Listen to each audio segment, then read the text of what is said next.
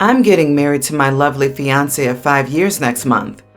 First, I'll start with my fiancé and me. We met in high school, started dating, got engaged when we hit the 3-year mark, and now it's been 5 years since I proposed. We didn't get married straight away because we were still very young when I proposed, and we just wanted to make our relationship official with that ring. My fiancé and I have similar styles in terms of clothing. Both her wedding dress and my suit will represent our individual styles. Now, about my mom and sister. My mom and sister are the kinds of people who start one-sided beefs with people.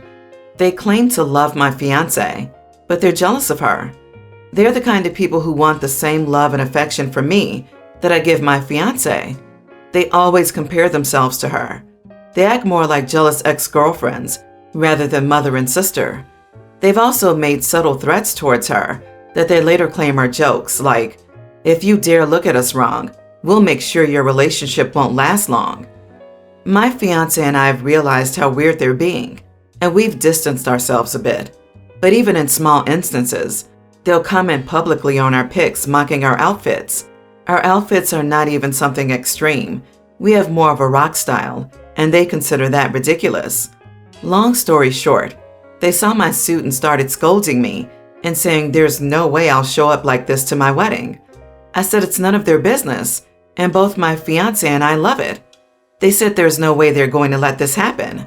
They went and bought me a new suit, which would be something a 50-year-old man would wear, and they'd insist I wear, or else they're going to make sure I'm going to be mocked at the wedding by my relatives and how everyone will laugh at me.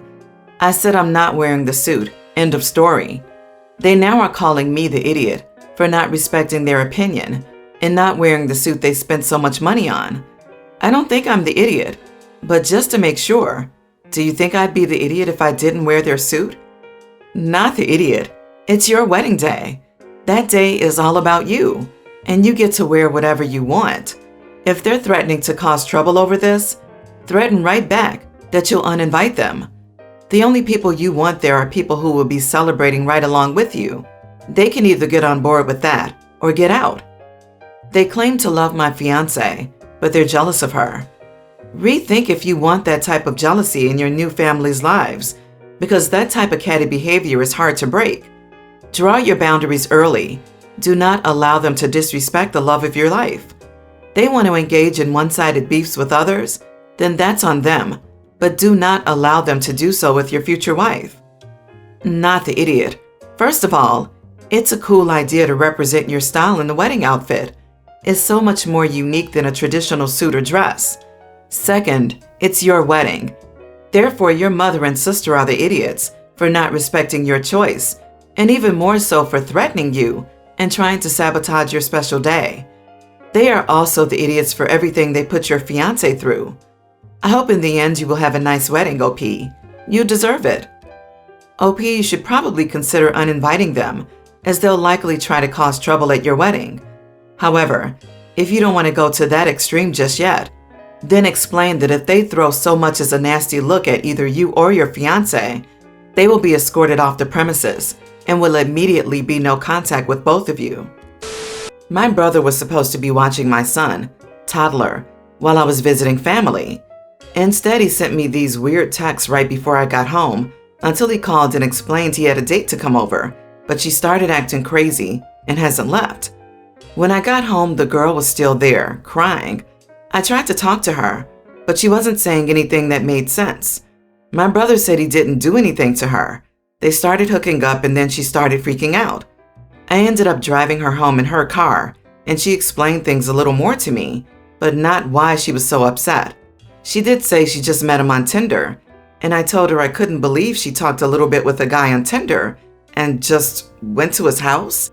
I tried to give her a safety talk, but she just told me she wasn't in the right state of mind, which confirmed her problem wasn't my brother. I told my brother I couldn't believe he brought a stranger over when my son was there, and he said he was asleep the whole time. I said I didn't care. You can't bring strangers over, especially for intimacy, when he's supposed to be looking after my son.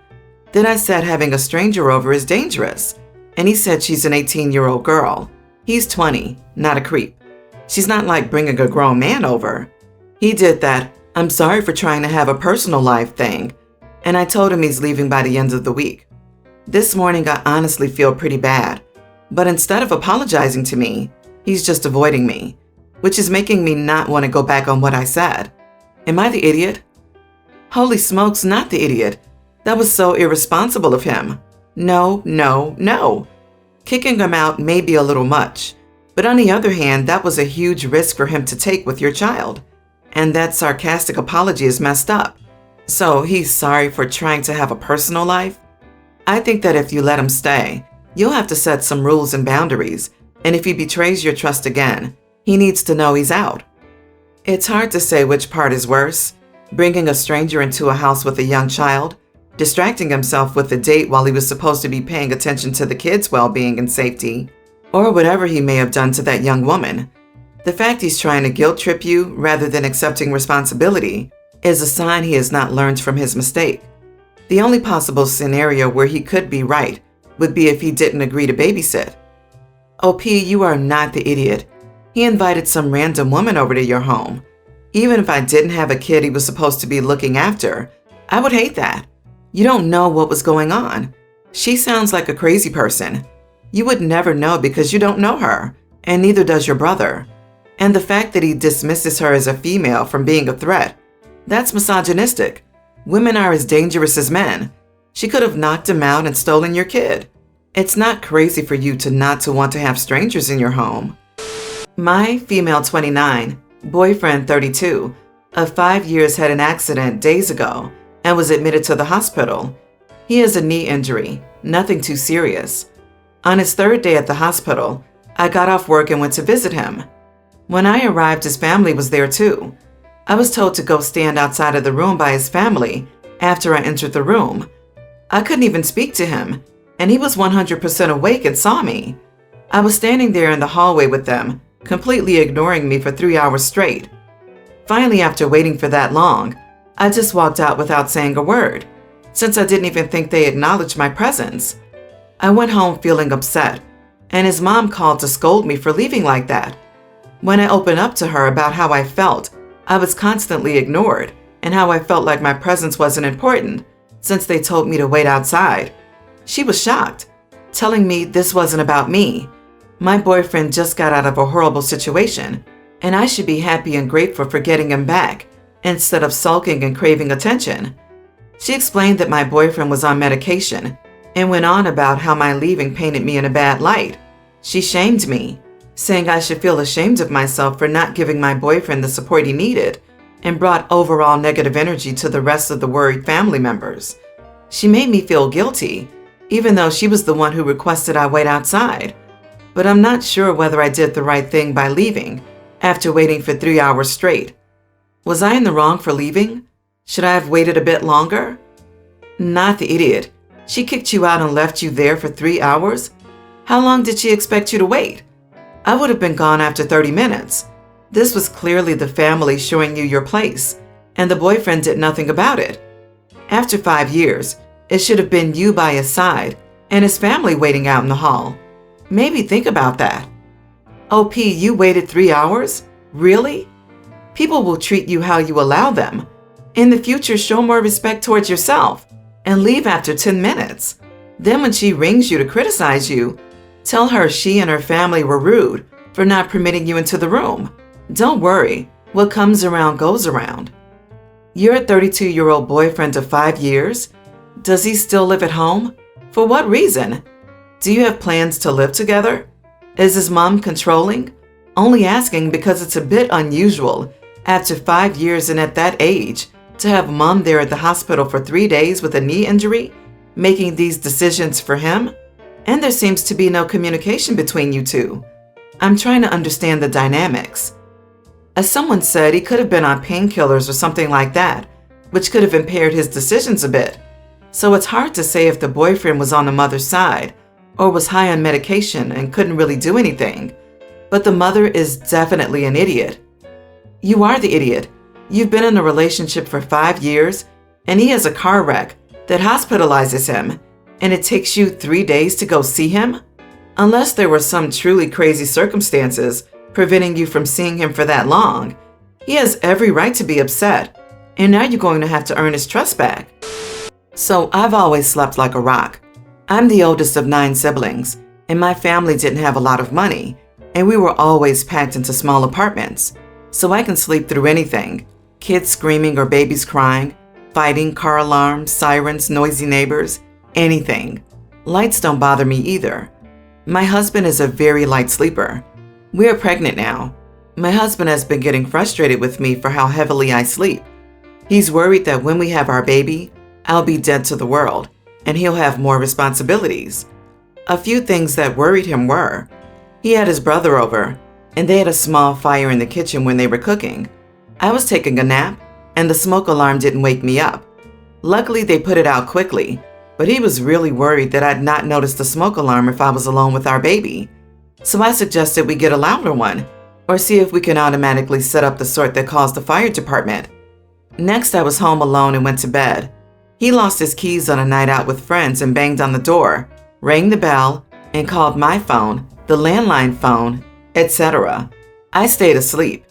He went to sleep in his friend's spare room instead. He said we needed to do something before the baby came, because if I'm asleep and there's an emergency, I'll be unreachable. I said maybe he should hide some spare keys in the yard to avoid this issue. He felt I was missing the point. Lastly, we were taking a weekend trip to visit his family. We were sleeping in the room next to his sister, who has newborn twins.